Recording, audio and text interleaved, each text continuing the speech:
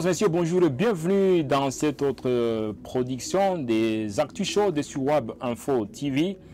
Et ces Actus Show de pour ce jour seront articulés autour de l'interpellation des généraux des forces armées de la République démocratique du Congo à Kinshasa par le Conseil national de sécurité. Qu'est-ce qui se passe réellement? Peut-on s'inquiéter de cette interpellation en cascade des généraux FARDC? Ça, c'est le premier point qu'on va décortiquer dans ces actus chaudes. Il sera également question de revenir un instant sur la disparition, ou presque, on ne sait pas si on peut le dire ainsi, déjà du gouverneur de la province du Haut-Katanga, Jacques Yaboula Katwe, et puis dans la foulée, il y a également les gouverneurs de la province de Tanganyika, Christian Kitungwa plutôt, dont on n'a presque pas assez de nouvelles. Qu'est-ce qui se passe réellement de ces côtés-là au niveau de l'espace Katanga? On va parler de ces deux gouverneurs. Aussi, on chitera avec Doha, la capitale du Qatar, à qui accueille les pourparlers entre les Congolais, donc les côtés RDC, et aussi l'AFC M23. Donc les pourparlers se poursuivent en marge de l'organisation prochaine d'une rencontre d'un tête-à-tête entre le chef d'État congolais Félix-Antoine Tshisekedi Tshilombo et celui du Rwanda Paul Kagame aux États-Unis d'Amérique au niveau de la Maison-Blanche, sous la présence de Donald Trump, le président américain. L'objectif étant d'en finir complètement avec la crise qui gangrène la partie orientale des RDC depuis plus de 2 décennies déjà. On va en discuter dans ces actus chaudes. Bienvenue dames, bienvenue messieurs.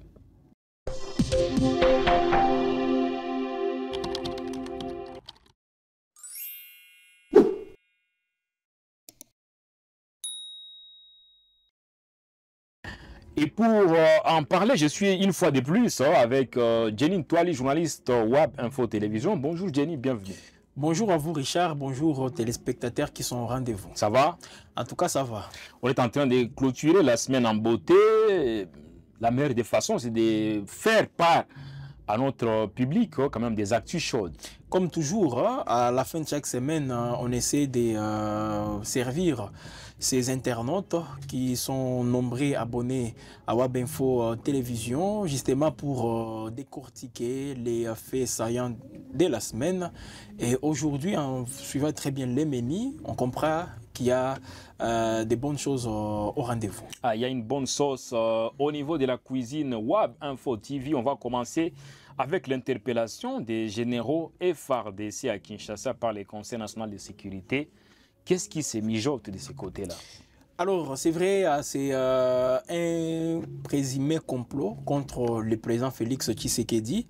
Depuis la semaine passée, c'était avec le général Christian Chiwewe et d'autres généraux, bien sûr, interpellés au Conseil national de sécurité. Cette fois-ci, c'est un autre général très proche du président de la République, proche dans la mesure où c'est lui qui chapeaute la maison militaire du président de la République, donc tout ce qui est comme garde républicaine directement, il rend compte aussi à ces derniers. Il s'agit du lieutenant général Franck Bwamunda Tumba, comme je le disais, il est chef de la maison militaire du président Félix Tshisekedi. Il a été arrêté mercredi dernier et auditionné au Conseil national de sécurité. Alors il faut aussi préciser que le général Franck Tumba est proche du général d'armée Christian Chiwewe. Comme vous le savez, Christian Chiwewe, lui, il est toujours dans les visères, bien sûr, des services de sécurité. On dit qu'il complotait. Bon, il compléterait. Voilà, peut-être. Comploterait, peut-être. Il comploterait, voilà. Très bien, contre le président Félix Tshisekedi. Et sur la scène politique, peut-être on va en parler. Ça a pris même de l'ampleur avec la sortie, ou disons, la matinée politique de l'IDPS, dans laquelle Augustin Kabouya est revenu sur cette actualité, sur ces sujets.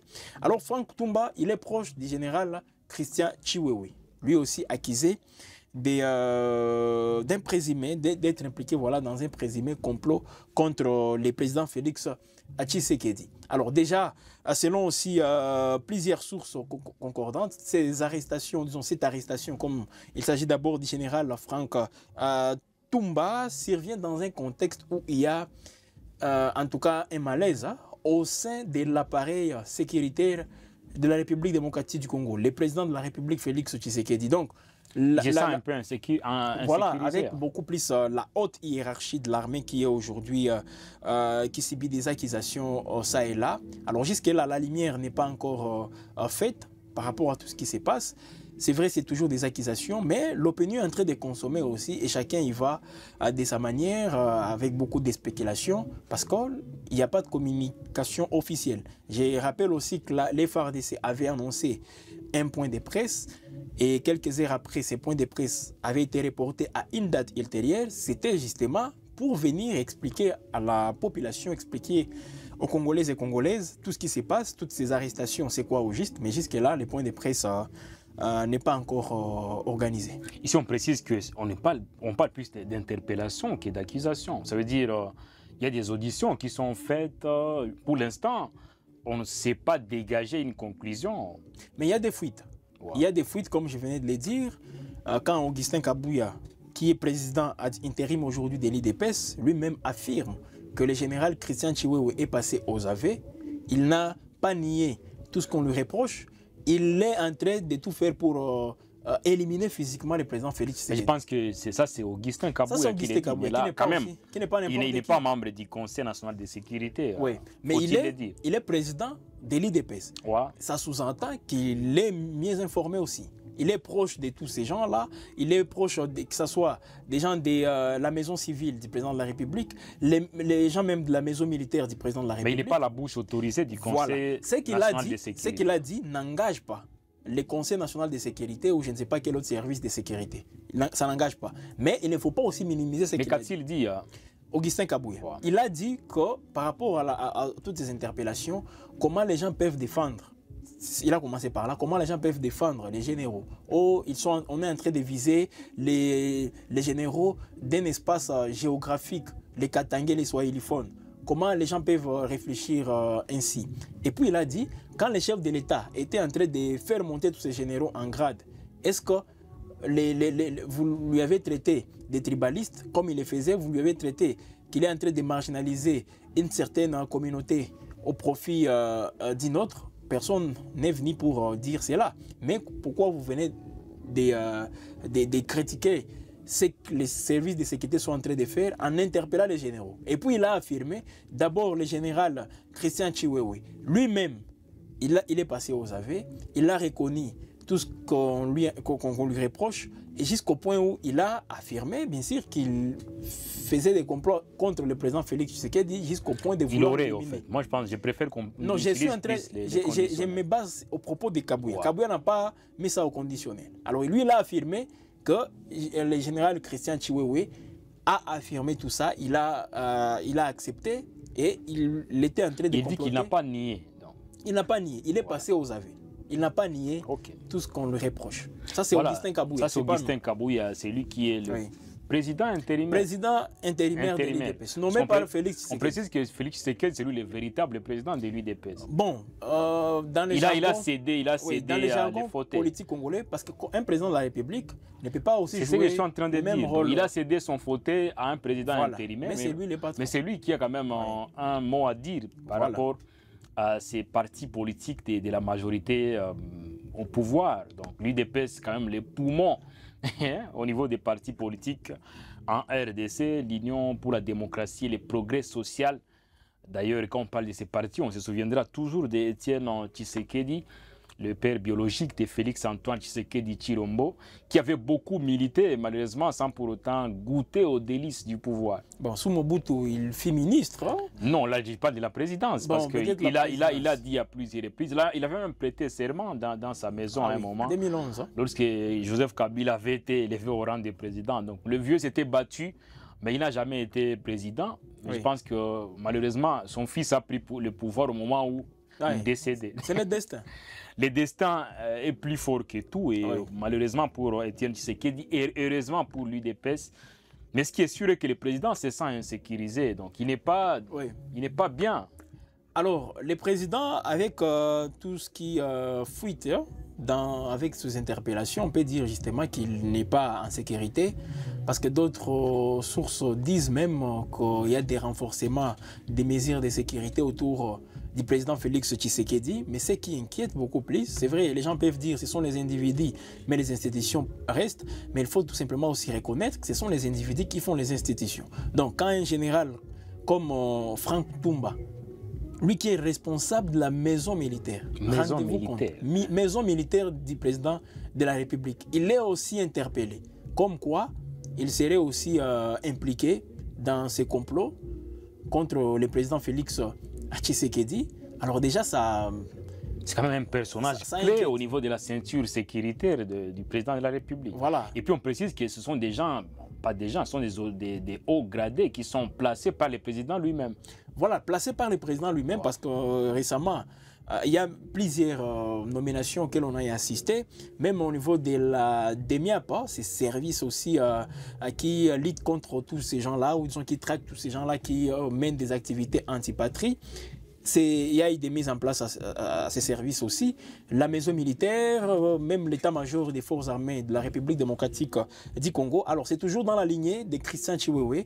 Et donc tous ses proches généraux ou même politiques sont en train aujourd'hui d'être interpellés par les services, les conseils nationaux de sécurité.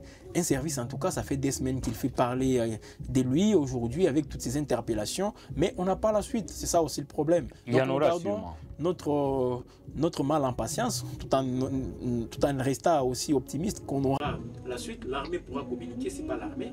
Pourquoi pas les responsables de tous ces services? Parce qu'il s'agit de la DEMIAP, la garde républicaine, mais également les conseils nationaux de sécurité. Nous sommes aux aguets et on espère pouvoir en savoir un peu plus prochainement. Oui, on essaie un peu d'analyser, mais ce qui est sûr est qu'il n'y a pas de communication officielle. On se rabat sur certains propos des gens qui ne sont pas directement concernés, parce que là on a parlé d'Augustin Kabouya. Oui, c'est quand même un des poids lourds dans l'entourage du président de la République. Oui. Mais ce qui est sûr, il n'est pas partie intégrante du Conseil national de sécurité au niveau de la RDC. On va passer directement au deuxième sujet plutôt. Nous vous rappelons, vous qui nous suivez, vous qui nous prenez émission en cours, que ce sont les actus chaudes sur Info TV, un rendez-vous hebdomadaire de votre télévision de prédilection. Nous avons parlé dans un premier temps de l'interpellation des généraux FARDC à Kinshasa par le Conseil national de sécurité.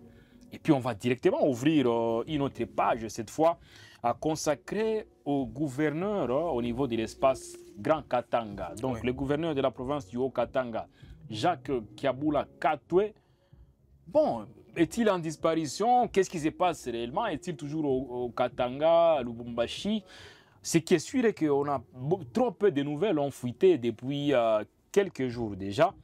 Et puis, on en sait un peu plus, les ministères en charge de l'Intérieur, donc le vice-premier ministre, ministre de l'Intérieur, a dans un télégramme officialisé quand même le changement provisoire des directions de la province du Haut-Katanga. Il y a le gouverneur, le vice-gouverneur qui est provisoirement élevé au rang de gouverneur. Et on ne sait pas ce qui se passe réellement avec Jacques Kiabula. Et puis, dans la foulée, une autre nouvelle tombe. Juste à quelques kilomètres dans la province de Tanganyika, c'est Christian Kitungwa qui, pourtant, était quand même c'est un des jeunes gouverneurs trop actifs. Hein. Il a été sur plusieurs terrains. On l'a même vu lorsqu'il y avait éboulement, je pense, ou je ne sais pas, il y avait inondation, débordement des eaux, et on l'a vu lui-même sur le terrain avec ses bottes en train de se rendre compte de la situation. On sait également qu'il est président sportif d'une équipe de football, le FC Tanganyika d'ailleurs, qui a fait très bonne impression au niveau de la Ligue nationale de football lors de l'étape de play-off notamment.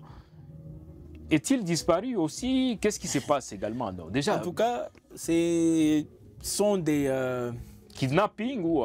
Bon, pas kidnapping, parce que d'abord avec Jacques Kiabula, selon certains de ses proches, il serait bon aujourd'hui en dehors de nos frontières, et c'est pour des problèmes liés à sa santé, donc il est allé se faire soigner. Alors, mais quand on les fait, normalement on informe la hiérarchie. pour quitter, vous devez informer votre hiérarchie que vous vous déplacez pour des Mais on peut le faire et on vous autorise officieusement. Peut-être qu'il l'aurait fait. Voilà, si il est fait officieusement, donc il y a quelque chose qui trame autour de lui. C'est ça aussi la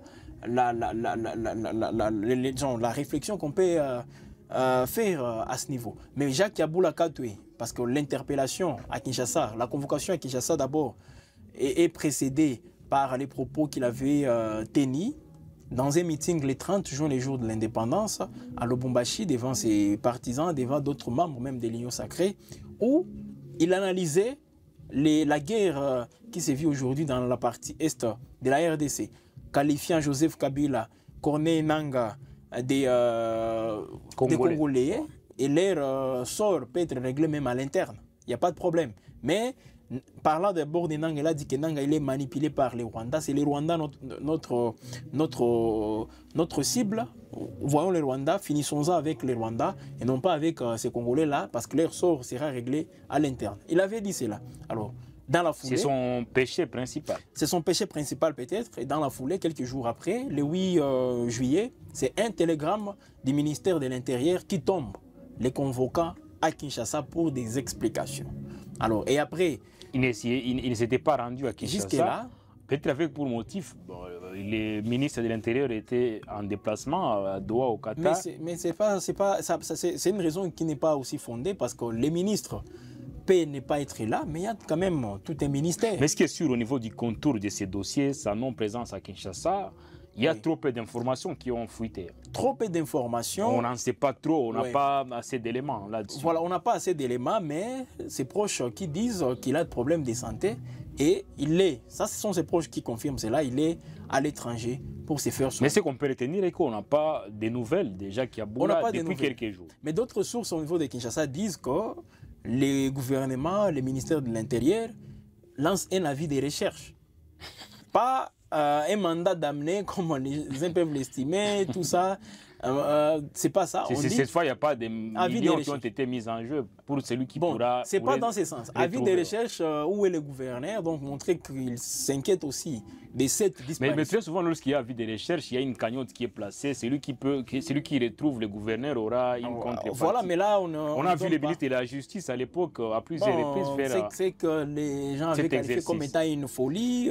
Même dans l'Union sacrée, il était critiqué. Non, mais il n'y a pas que lui, parce que même dans des communiqués à la radio, lorsqu'il y a un avis de recherche, on précise que celui qui met la main sur la personne recherchée aura droit quand même à quelque chose. Même à l'international, lorsque les grands terroristes sont cherchés, il y a toujours une somme d'argent qu'on met... Mais le ministère de l'Intérieur n'a pas précisé le On ne précise rien, on dit tout simplement un avis de recherche pour le gouverneur Jacques Yaboula. Peut-être il s'inquiète de sa disparition. Où est passé le gouverneur? Et pendant ce temps, le ministère de l'Intérieur nomme provisoirement le vice-gouverneur. Donc il élève au rang des... Tout à fait. Directement, il nomme les vice-gouverneurs.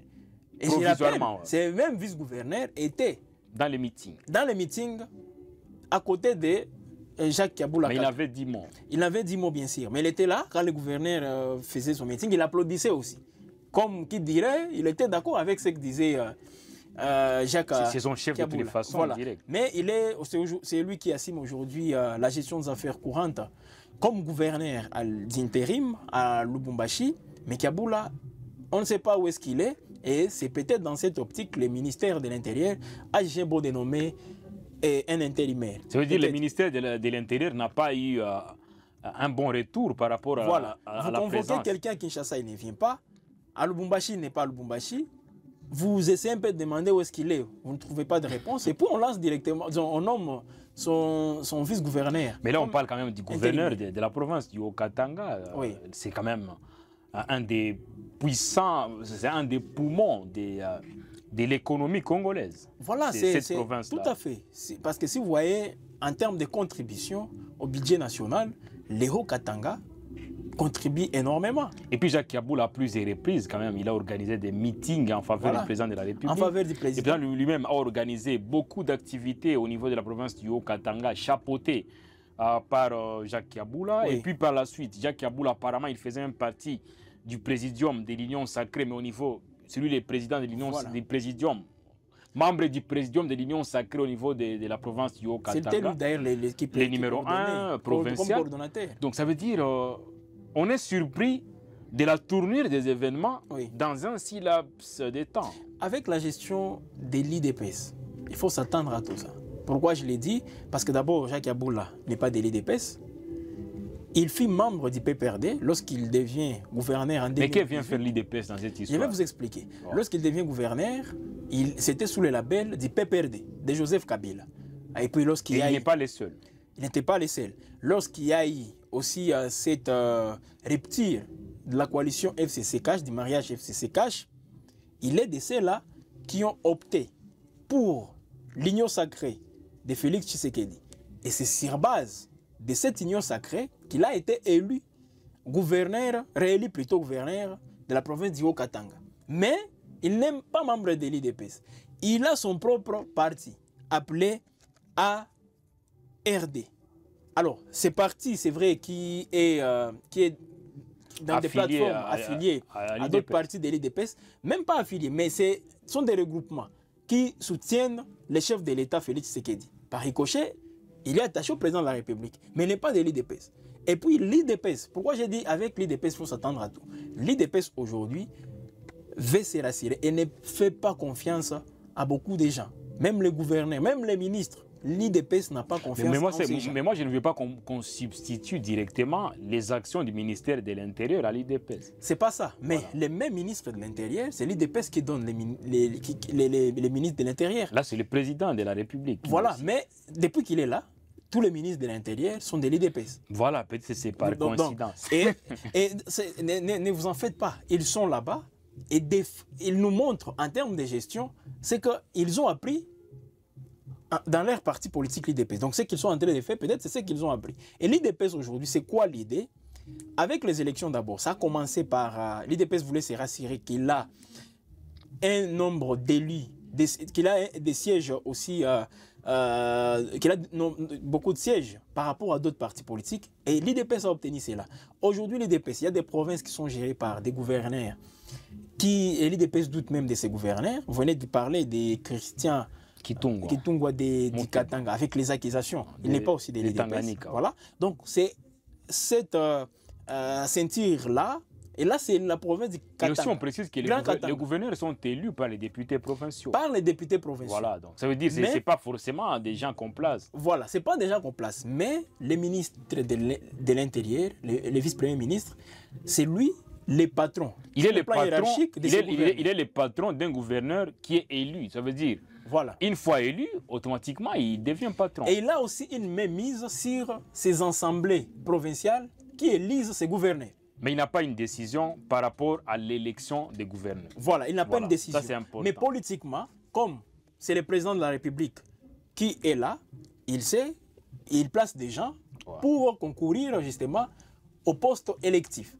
Et là, c'est démocratique. Donc, on précise que les postes de gouverneurs, ce n'est pas un poste nominatif. Ce n'est pas un poste nominatif. Les gouverneurs contrairement au poste des ministres. Voilà. Les ministres sont nommés. Mais avec ces actes administratifs, il peut être interpellé à Kinshasa par le gouverneur. Il peut être aussi suspendu comme ça vient d'être fait par on ne va pas s'éterniser sur Jacques Yaboula. On espère bien que... Oui. Comme c'est un gouverneur qui a beaucoup travaillé. Mais par rapport au gouverneur... on va y arriver, ne vous en faites pas. Je pensais que vous sautez déjà. Non, on ne va pas sauter, on est là. Je pense qu'on a encore beaucoup de temps.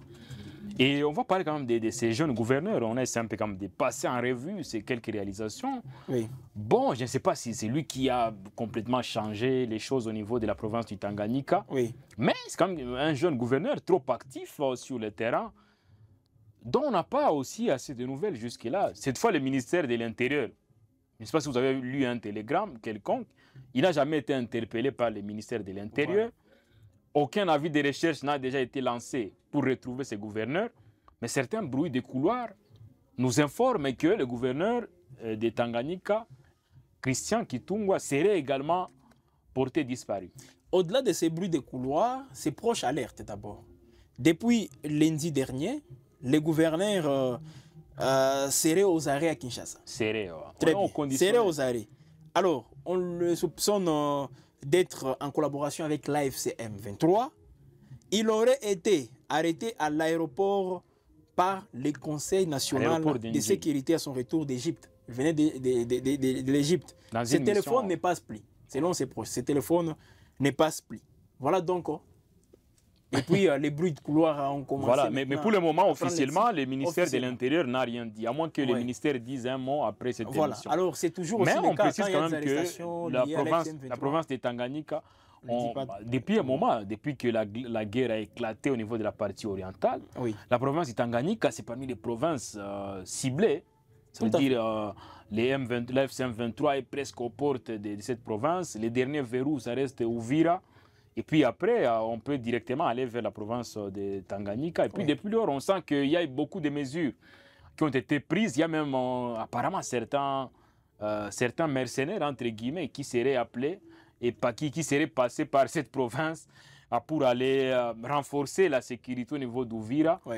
Donc il y a beaucoup de choses qui se passent de ces côtés-là. Beaucoup de mouvements là-bas depuis que la ville de Bukavu a été prise entre les mains, bien sûr, des éléments de la FCM23. Et aussi, on précise ici que Uvira, c'est le chef-lieu provisoire de la province du Sud Kivu. Comme Beni, c'est le chef-lieu provisoire pour le Nord Kivu. Voilà. Alors, près d'Uvira, il y a toujours des combats qui sont là. Donc, c'est les derniers verrous, comme vous l'avez dit.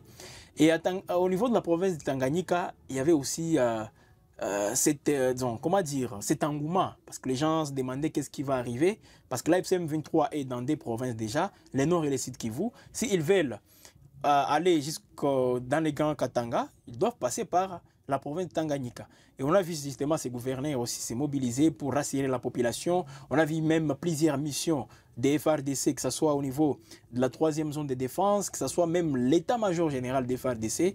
Plusieurs généraux sont passés par là pour inspecter et voir tout ce qui se passe. Même les ministres de la Défense nationale, Guy Kabongo. Donc, il y avait cette mobilisation pour se rassurer que la FCM23 ne va pas arriver jusqu'à Kalemi, qui est le chef-lieu, bien sûr, de cette province. Mais le gouverneur, il s'est mobilisé. Au même moment, il était aussi en train de faire d'autres projets liés au développement de sa province. Donc, il est partout. On les surnomme même les Magoufouli congolais par rapport à ce qu'il est en train de faire, sa volonté. C'est ce qui est surprenant, parce que c'est quand même un jeune gouverneur trop actif. On l'a dit qu'il est aussi président d'un club de football, on ne le voit pas trop dans des polémiques, dans des histoires liées au positionnement. Mais tout une très bonne communication de la part du gouvernement. Alors peut-être ce sont des accusations gratuites, peut-être il n'est pas lié à ça. Là, nous ne sommes pas juges, mais on dit également qu'officiellement, il n'y a pas de notifications quelconques. Donc on n'a pas assez d'éléments sur ces bruits, ces quelques bruits, mais on précise quand même que c'est quelqu'un qui a toujours défendu également le président de la République partout où il passait. Mais est-ce que ça ne peut pas inquiéter aussi les gens qui estiment qu'il y aurait un complot contre les Katanga, les Katangais? Bon, je pense que ça, c'est un autre sujet. Pourquoi je l'ai dit? Parce que c'est des gouverneurs, dans moins d'une semaine. Au niveau de l'espace Katanga. Oui, dans l'espace Grand Katanga. C'est le Fifi Masuka peut-être. Le Fifi Masuka, on ne sait pas également. Bon, Fifi Masuka peut-être. On rappelle que son prédécesseur, Richard Mouyej Manguez-Mens, était tombé également à la suite de, apparemment, sa collaboration présumée avec l'ancien président de la République. Ça reste un des arguments avancés. Et Richard Mouyej, c'était aussi un des gouverneurs les plus adulés au niveau de la RDC. Mais vous savez, la conséquence de tout ça, c'est qu'on est en train de rendre même l'espace Katanga ingouvernable. Pourquoi? Parce que, rappelez-vous, il y avait à un certain moment Zoé Kabila, qu'on peut reprocher de tous les mots. De toute façon, lui, c'est quand même, il est de la fratrie Joseph Kabila. Oui, mais on peut le reprocher de tous les mots, mais c'est quelqu'un qui s'est lancé pour le développement de cette province. Et nous rappelons que la province de Tanganyika fait partie quand même du démembrement du Grand Katanga, tout comme la province de Lualaba. À l'époque, c'était le Grand Katanga, Chaba à l'époque. Tout à fait. Donc, Elisabethville pour Lubumbashi, justement. Ouais. Donc, il y a cette ingouvernabilité qui est en train peut-être de prendre forme au niveau du Grand Katanga. Les Tanganyika, c'était Zoé Kabila, on l'a éjecté pour placer quelqu'un qui est en odeur de sainteté avec le régime de Tshisekedi. Alors aujourd'hui, c'est encore Christian qui serait plutôt dans les visères des services, encore une fois. Au Katanga, c'est déjà Kaboula. Là aussi, il y a des gouverneurs qui passent. Depuis le départ de Moïse Katumbi, il y a des gouverneurs qui ont défié là-bas. Au Lualaba, c'est vrai, là, c'est Fifi Masuka. Après Richard Muyej, Fifi Masuka est resté d'abord comme intérimaire, avant bien sûr d'être confirmé. Et il semble avoir les soutiens du président de la République. Bon, jusque-là, il a les soutiens, mais est-ce que c'est un soutien qui ça va peut rester? basculer à ça tout peut moment. basculer. En Voilà, tout cas, avec la politique congolaise actuellement, il faut s'attendre à tout. Les grands Katanga, on ne sait pas ce qui s'est mis de ces côtés-là. Ah, oui. Mais ce qui est sûr est que, comme on l'a dit, les actus chauds de Web Info TV sont axés sur les faits. Oui. La sacralité des faits. Les faits sont sacrés sur Web Info Télévision. C'est pour cela que sur certains points, on ne veut pas beaucoup plus en parler parce qu'on n'a pas suffisamment d'éléments. Voilà, on va aborder le tout dernier registre. Dernier sujet de ces actus chaudes, Doha. Nous sommes au Qatar. En tout cas. Le petit pays, mais très puissant, un petit pays, mais très puissant, le Qatar, qui est en train quand même d'accueillir depuis quelques jours, si pas semaines, des négociations, si pas les discussions, entre le gouvernement congolais et l'AFC M23. C'était important puisque déjà, même les États-Unis d'Amérique insistent dessus, il faut à tout prix que ces deux parties puissent se mettre d'accord sur un certain nombre de points. Oui. Donc les négociations, si pas les discussions, se poursuivent à Doha, mais où en est-on?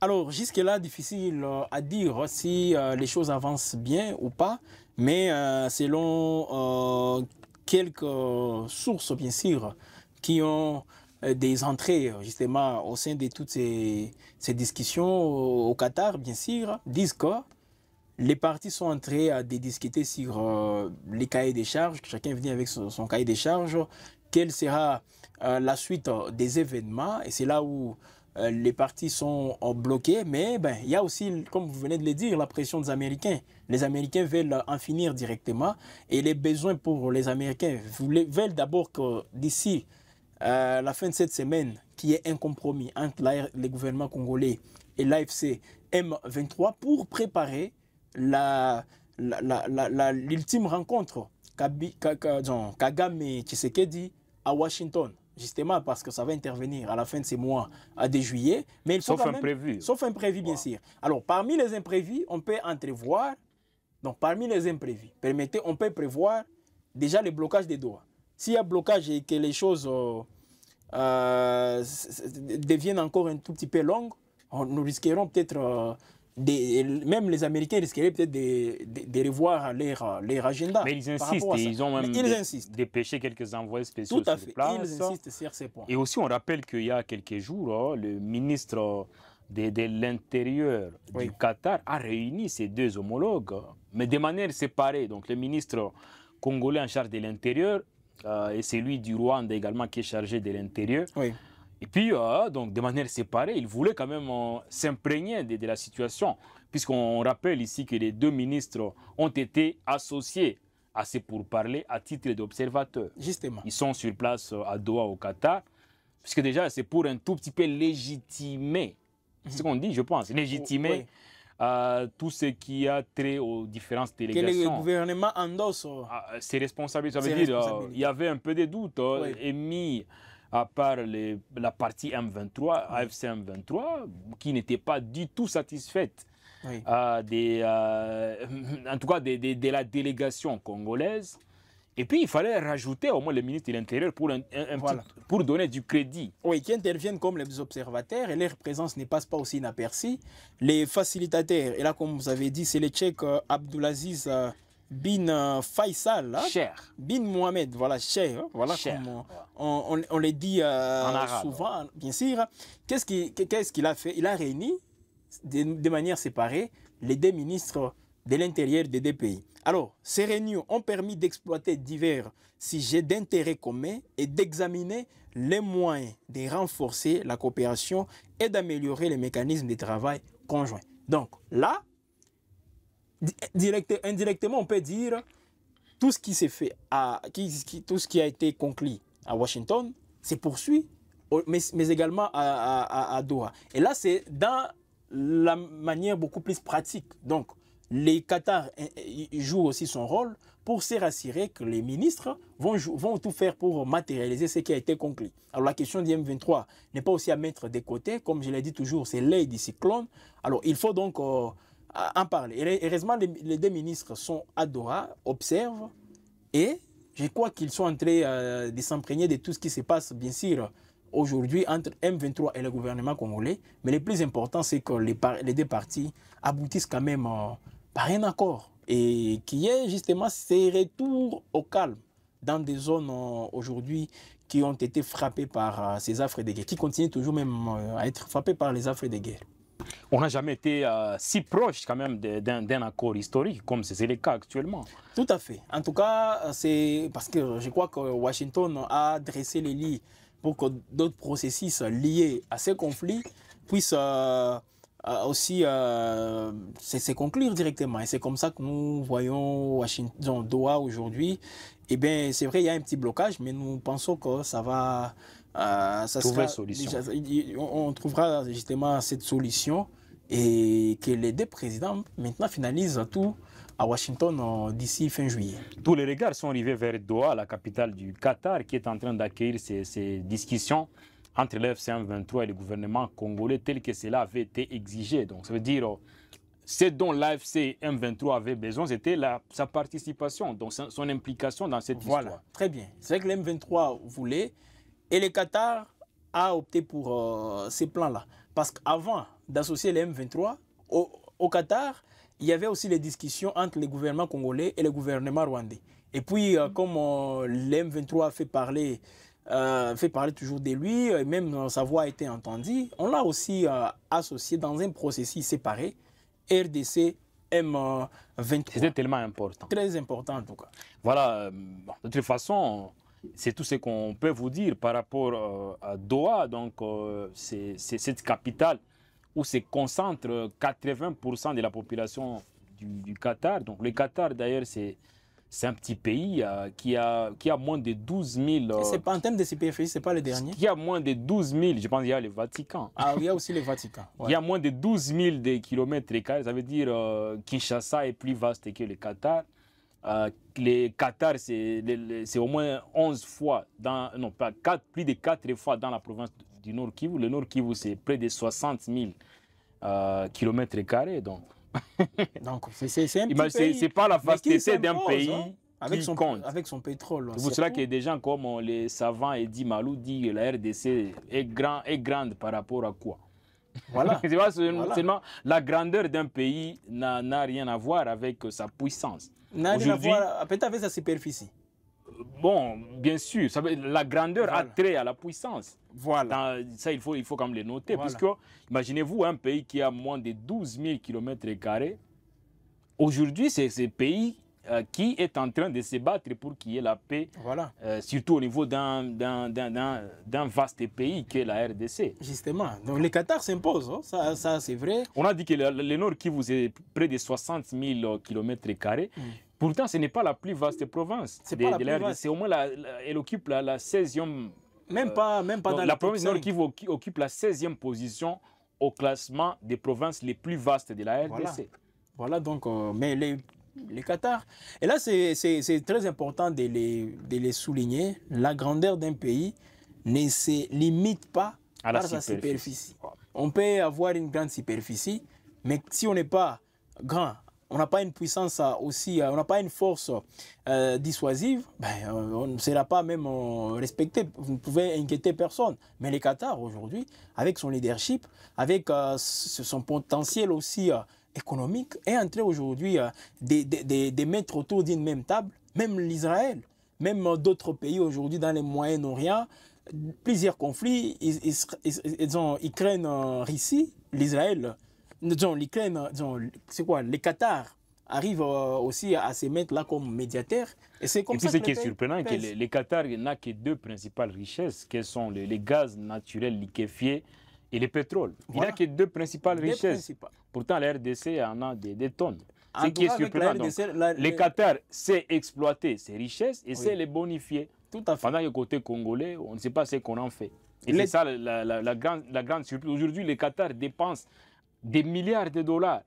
C'est pas pour rien que tous les pays aujourd'hui veulent se ranger du côté du Qatar. Voilà. Pourtant, ce n'est qu'un petit pays.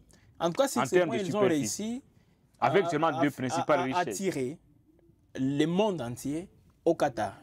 Avec plusieurs événements qu'ils ont accueillis, la Coupe du Monde 2022, wow. C'était aussi une vitrine pour ces pays de se faire connaître au niveau international. Avec des infrastructures énormes. Voilà, et puis ils ont une diplomatie. Ils ont une compagnie d'aviation aujourd'hui qui fait en tout cas les tours du monde. Et c'est comme ça quand même. Donc moi je crois qu'en termes de leadership, c'est un exemple pour la République démocratique du Congo. Donc c'est un pays dont la population à 80% est concentrée dans la capitale. Imaginez. 80%. Les gens peuvent dire que bon, c'est un petit pays, les développer, c'est facile. C'est ce que d'autres peuvent estimer en disant que la RDC est un vaste pays, mais voilà tout ce qui se passe. Mais faites quand même des comparaisons. Les années 80, regardez comment était le Qatar et la RDC. La RDC était loin. Non, mais aussi quand on parle de vastes pays, des pays comme la Russie. Voilà, la Russie, c'est aussi les États-Unis. Les États-Unis d'Amérique. Le Brésil, voilà. En termes de superficie, ouais. Ce sont des vastes pays. Mais au niveau de l'Afrique, l'Algérie, c'est actuellement le pays le plus vaste en Afrique. Qui ont atteint cette émergence. Voilà, en RDC, c'est... Il n'y a pas de comparaison à faire. Oui, il n'y a pas de comparaison, c'est plutôt le courage, la volonté. Mais quand vous voyez que les autres réussissent dans des domaines où nous pouvons aussi réussir, pourquoi ne pas suivre l'exemple de ces pays-là? Et surtout on a tout le nécessaire pour faire aussi mieux que...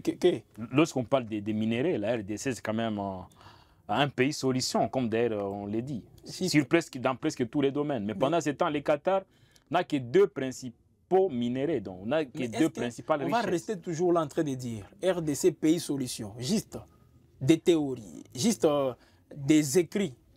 Mais pourquoi nous ne mettons pas en œuvre, nous ne passons pas aux actes justement pour prouver cet apport en termes de solutions que la RDC donne au monde? Pourquoi on ne le fait pas? Voilà, il y a beaucoup de choses à dire, mais nous on est à la fin, Jenny, on est à la fin de ces actus chaudes.